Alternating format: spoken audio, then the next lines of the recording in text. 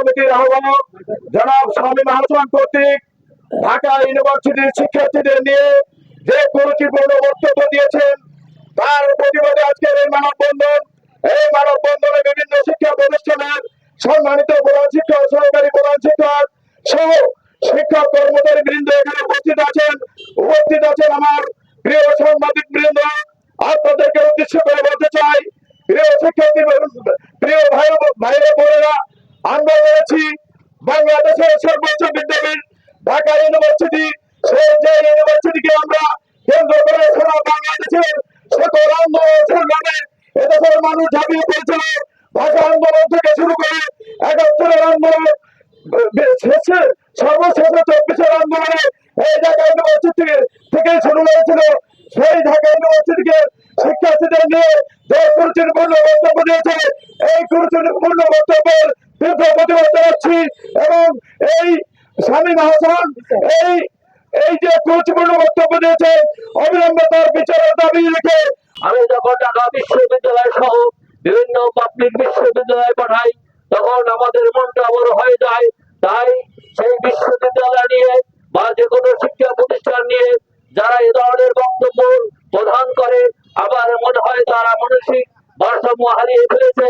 এই মানসিক ভারসাম্য যারা হারিয়ে ফেলেছেন, আমরা আশা করব এর পরবর্তীতে আপনারা যে বক্তব্য প্রদান করবেন আপনারা আসলে বুঝে শুনে আপনারা সেই বক্তব্য প্রদান করবেন। আপনাদের সেই বক্তব্য দ্বারা আমরা যারা শিক্ষক আছি, আমরা যারা আবহাওয়ার বাংলাদেশের জনগণ আছি, সদস্য সচিব আহ্বায়ক মোহাম্মদ মাসুদ আলম।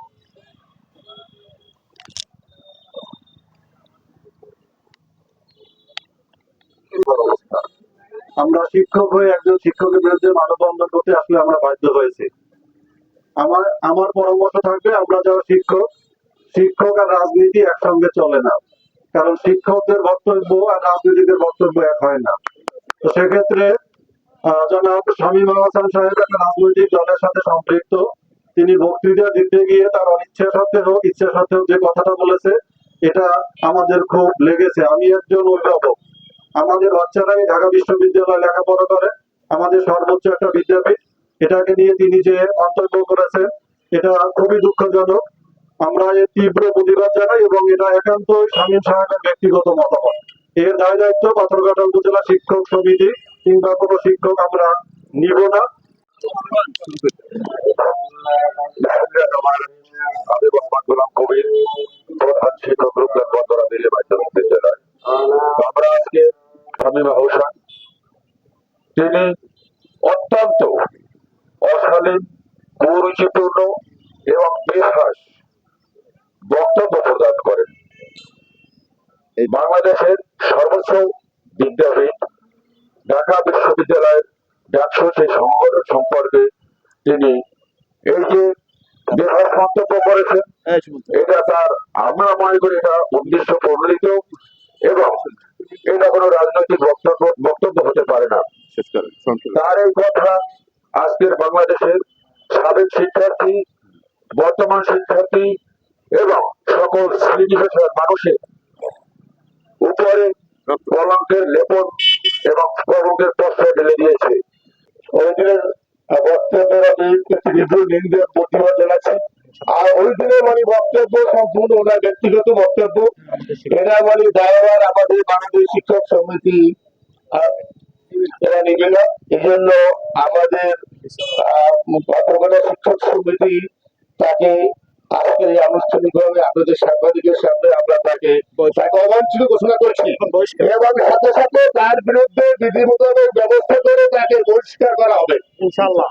আমি আপনাদের আশ্বস্ত করছি, এরপরে যদি আমার কোনো শিক্ষক কর্মচারী যদি তার সাথে যোগাযোগ করার চেষ্টা করে বা তার কাছে কোনো সুবিধা নিতে চান, এর দায় বা যদি কোনো সমস্যায় পড়েন, আমি শিক্ষক কর্মচারীদেরকে আরো বললাম, আপনারা আমার আজকে থেকে সে আমাদের শিক্ষক সমিতি সে আহ্বায়ক, অতএব তার সাথে আপনারা কোনো যোগাযোগ করবেন না এবং তার সাথে আপনারা কোনো, আমরা কষ্ট পাই। এই শামীম আহসানের বক্তব্য মূলত জামাত নেতা হিসেবে আমরা গ্রহণ করতে পারি, একজন শিক্ষক হিসেবে তার এই বক্তব্য আমরা কোনো অবস্থাতেই মেনে নিতে পারি না। আমরা তার এই বক্তব্যের তীব্র নিন্দা এবং প্রতিবাদ জানাই। এই বক্তব্য তার নিজের, এই দায় দায়িত্ব তার নিজের, এই দায় দায়িত্ব কোনো অবস্থাতেই শিক্ষক সমাজ নেবে না। আর প্রশাসনের নিকটে আবেদন থাকবে তার এই বক্তব্যের জন্য তাকে আইনের আওতায় আনা হোক, এবং যদি তাকে আইনের আওতায় না আনা হয়, পরবর্তীতে যদি কোনো অঘটন ঘটে, এর জন্য এই শিক্ষক সমাজ কোনো অবস্থাতেই দায়ী থাকবে না। আমাদের শিক্ষার্থীরাও আছে যারা যে কোনো সময় তাকে আসলে যদি তার বিরুদ্ধে কোনো ব্যবস্থা গ্রহণ করা না হয়, তাহলে তারা যদি আইন হাতে তুলে নিতে চায়, তাহলে সেক্ষেত্রে আমাদেরও কিছু করণীয় থাকবে না। তো সেই কারণে আমি আপনাদের মাধ্যমে এই প্রশাসনের কাছে আহ্বান জানাতে চাই, তারা যেন এই ব্যাপারে তড়িৎ ব্যবস্থা গ্রহণ করে, নতুবা এই জায়গায় তো প্রশাসন, স্বাধীন সহ এদেরকেই বহন করতে হবে, তার সংশ্লিষ্ট রাজনৈতিক দল। আমরা এই শিক্ষকরা মূলত এর দায় দায়িত্ব বহন করবো না।